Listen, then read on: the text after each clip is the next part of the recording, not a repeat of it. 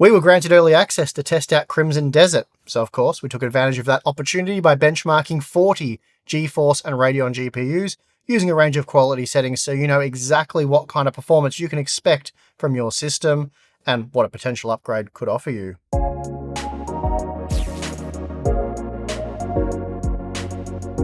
Okay, so Crimson Desert is an open-world action-adventure game developed and published by Pearl Abyss. The game looks quite impressive, and based on my fairly limited experience, it does play well, but we're not here for the game review, so I'll skip all of that. I will, however, make mention that Tim is working on a highly detailed optimization guide for you guys, PC users of course, and that will be available on the channel tomorrow, so make sure to keep an eye out for that. Now, before we get into the graphs, I should just mention that this isn't yet another Unreal 5 engine game, and instead Crimson Desert's based on a proprietary in-house engine called Black Space. It's an upgraded version of the Black Desert Online's engine, supporting the latest rendering technologies, such as ray tracing with ray trace diffuse global illumination for both indoor and outdoor environments. The game also supports the latest upscaling technologies from AMD and Nvidia, though neither is enabled by default, so many of you will be happy to hear that. And this makes the recommended PC specifications all the more impressive. For example, the high quality preset, which targets a 60 FPS frame rate at 1440p, requires just a Radeon RX 7700 XT or GeForce RTX 4070. And that seems reasonable for native 1440p performance based on the visuals we've seen. And you know what else is reasonable? Today's sponsor spot is brought to you by Gigabyte's GeForce RTX 50 series gaming laptops. The Aorus Master 18 and 16 are super high performance beasts with up to RTX 5090 laptop graphics, stunning 240Hz HDR displays, and top-end features like PCIe Gen 5 SSD and Wi-Fi 7. The Aero X16 Copilot Plus PC is the perfect choice for gamers, students and creators on the go, or on campus with a portable form factor. Up to RTX 5070 laptop graphics and a high-resolution Pantone validated display. The gaming A16 and A16 Pro is also available with up to RTX 5080 laptop graphics, wind force cooling, and overall great value. With NVIDIA GeForce RTX graphics, you have access to superb performance and cutting-edge features like DLSS 4 transformer model, upscaling, and 4x multi-frame generation. NVIDIA's also just announced support for DLSS 4.5 and path tracing to 20 additional titles, so for more information, please check the links in the video description. Okay, so interestingly, the game also only requires 16GB of system memory or RAM for optimal performance, according to the recommended PC specifications, which, given the current market conditions, is an important detail. There is no mention of VRAM requirements though, so that is something we'll have to look into. As for our benchmark pass, we're testing in the first major town that you come across, which is the town of Hernand. The 40-second pass takes place running up one of the main streets. This is an NPC-rich outdoor environment that we believe showcases a demanding section of the game. Speaking of the testing, as this is a GPU-focused benchmark, I'll be testing at 1080p, 1440p, and 4K, using the high and cinematic presets, again with 40 GPUs in total, and all testing takes place on our Ryzen 7 9800X3D test system, with 32GB of DDR5 6000 memory, and as usual, there is a massive amount of data to go over, so let's get into it. Since we're not testing all 40 GPUs across all 6 presets, I thought we could take a look at preset scaling with the Radeon RX 9060 XT and GeForce RTX 5060 Ti. The first thing you'll notice is that the 5060 Ti is 8 to 12% faster in this testing, suggesting that Nvidia, at least right now, has a performance advantage in Crimson Desert, beyond what we'd typically expect to see. That aside, what we're seeing here is around a 16% performance boost when downgrading from the Cinematic to Ultra preset, and then just a 3% increase from Ultra to High. A further 3% increase from High to Medium, and then a massive 24% increase for the 5060 Ti from Medium to Low, while the 9060 XT saw an 18% increase. Then finally, we saw another 16% performance increase when going from the low to minimum preset. So we did see quite a big performance increase when going from the cinematic to ultra presets, but then from ultra to medium, we only saw a 6% FPS increase. Now, because the game doesn't enable upscaling by default, and I personally prefer the native data, especially when comparing performance, I'm only going to look at DLSS and FSR scaling using the 5060 Ti and 9060 XT. The game does support DLSS 4.5, but Tim recommended I test with DLSS 4 as he believes it's the best option for this game, and it's also the best for performance comparisons with FSR 4. So when compared to the native FSR and DLSS, the quality upscaling preset boosted performance by 32% for the Radeon GPU and 36% for the GeForce GPU. Then from quality upscaling to balanced, the 5060 Ti saw an 11% increase, and the 9060 XT an 8% increase. Then from balanced to performance, both GPUs saw a 10% performance increase, and then from performance to ultra performance, we're looking at around a 13% FPS increase. Okay, it's time to look at the 40 GPU data, and we'll start with a cinematic preset at 1080p. Unsurprisingly, the RTX 5090 sits atop our graph, and it does so with an impressive 175 FPS on average, which is great performance given the game is maxed out without any form of upscaling or frame generation enabled. Then predictably, we have the RTX 4090 next, followed by the RTX 5080. Then closely behind the 5080, we find the 5070 Ti, 4080 Super, and then finally, our very first Radeon GPU, the previous generation 7900 XTX with 121 FPS on average, which is the same level of performance you'll receive from the RTX 4080. The 9070 XT was disappointing, 12% slower than the 5070 Ti, so as we've seen with the 9060 XT and 5060 Ti comparisons, despite AMD working closely with the developer, Radeon performance isn't as impressive as you'd probably expect it to be, and while this could be resolved with a future driver update, it's surprising given that this is a Redstone title. The 9070 is also slightly slower than the RTX 5070, at least at 1080p, and although 3% is not a big margin, you would typically expect the 9070 to easily win that matchup. Further down, we have the 7900 GRE matching the RTX 3090, while the 7800 XT and 6950 XT are just ahead of the 5060 Ti and 4070 Super, all with around 80 FPS.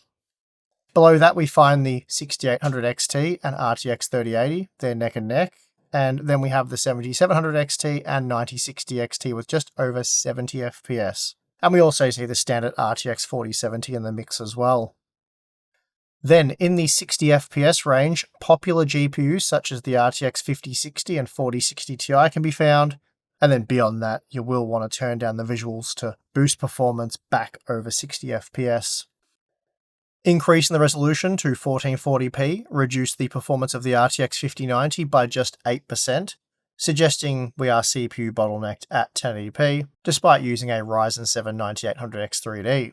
Supporting that theory was the RTX 4090, which became 18% slower, rendering just 123 FPS on average. Even so, Nvidia still dominates this graph, with the 5070 Ti, 5080, 4080, and 4080 Super all comfortably ahead of AMD's best, which happens to be the previous generation 7900 XTX with 93 FPS on average, followed by the 9070 XT with 89 FPS, making it 12% slower than the 5070 Ti. Then we have the standard 9070 matching the 7900 XT, which did make it slightly faster than the RTX 5070. The 7900 GRE was good for 68 FPS, making it a few frames slower than the 4070 Super, but also slightly faster than the standard 4070 and 3080. Then we see for rendering around 60 FPS on average, you have the 7800 XT, the 6950 XT, the 5060 Ti, and the 6800 XT. The 9060 XT though, that was disappointing with just 53 FPS on average, making it slightly slower than the 7700 XT for 5060-like performance. Beyond that, we are down around 50 FPS or less, so again at this point, you will want to lower the quality settings, and we'll take a look at that data in a moment. Finally, at the 4K resolution, we're looking at 110 FPS on average for the RTX 5090, followed by just 82 FPS for the 4090. Then with the RTX 5080, we find more of a 60 FPS type experience at the native resolution, and you'll be seeing much the same with the RTX 4080 Super, 4080, and 5070 Ti. The 5070 Ti remained comfortably ahead of the 9070 XT though, delivering 15% greater performance, And sadly, this did mean the Radeon GPUs were unable to achieve 60 FPS under these conditions. The standard RX 9070, for example, dipped below 50 FPS on average, so you'd have to enable a pretty aggressive level of upscaling here if you wish to play at 4K, which I guess wouldn't technically be 4K anymore. Now, switching to the high preset, we find that most GPUs can deliver a 60 FPS or better experience at 1080p.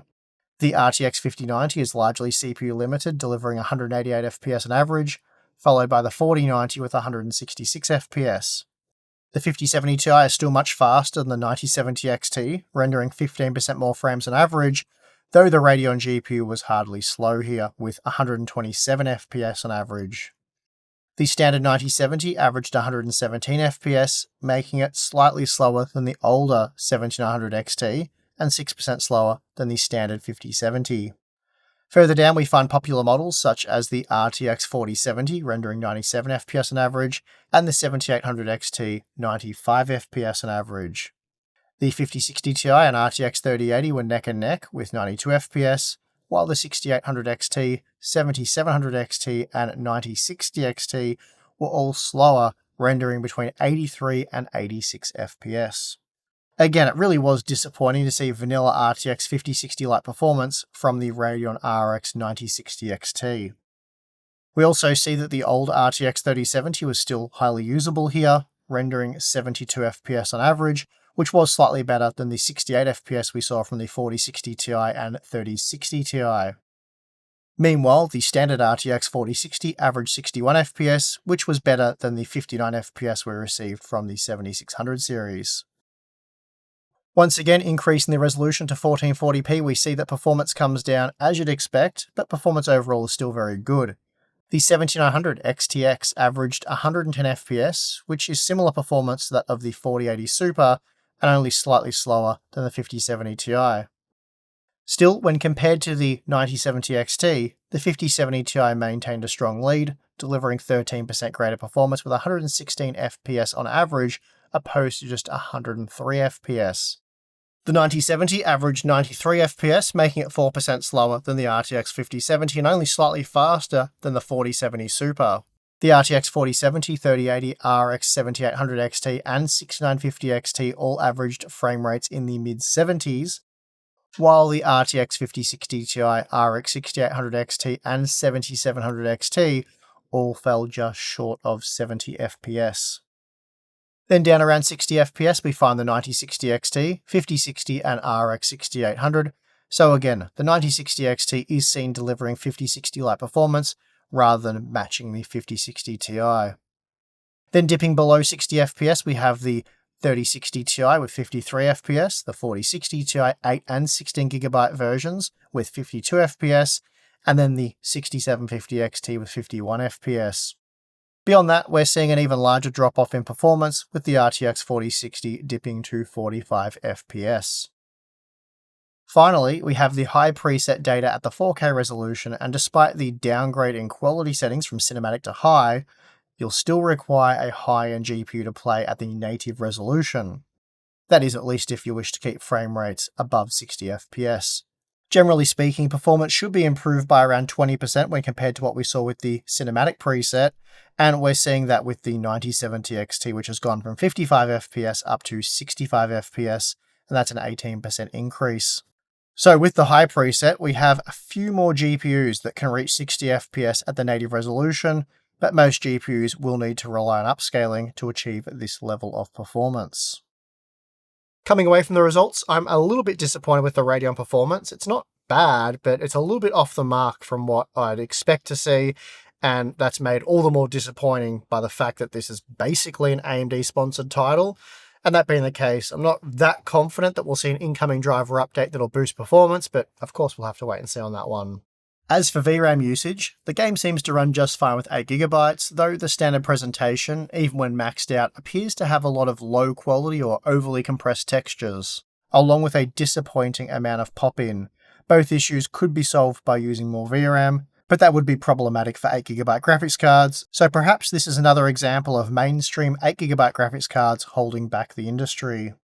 Overall, I've been impressed with what I've seen from Crimson Desert, It's a nice experience testing a new game that doesn't run like complete crap on anything but the most high end of hardware, and I'm of course looking at you, Borderlands 4. In terms of optimization, I'd say Crimson Desert could be best compared to Kingdom Come Deliverance 2, which was considered to be a well-optimized game, featuring smooth performance and high scalability across various hardware configurations. It also managed to avoid common issues like shader compilation stutter.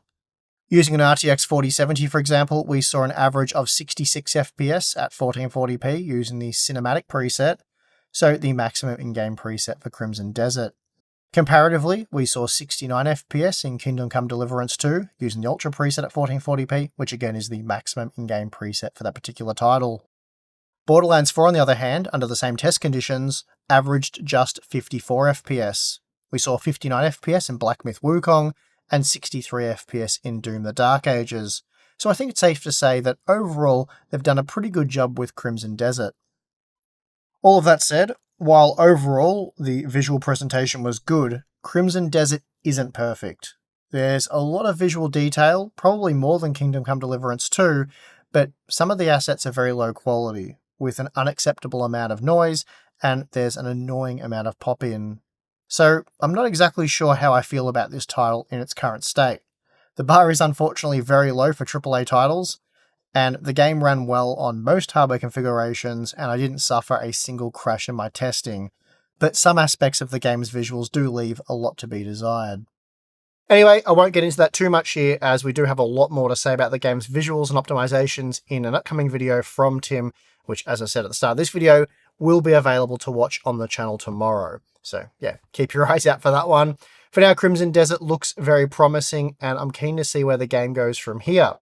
And if you guys enjoyed this video, then you know what to do. Give it a like, subscribe for more content, because as I said, you won't want to miss our optimization guide, which will be coming up on the channel tomorrow from Tim. And we also have the join button or Patreon if you want to become a Hardware Unboxed member. That'll give you access to our exclusive Discord server, monthly live streams, Q&A stuff, and behind the scenes content. So check that out if you're interested. If not, that's perfectly fine. And I would like to thank you for watching this video. I'm your host, Steve. See you again next time.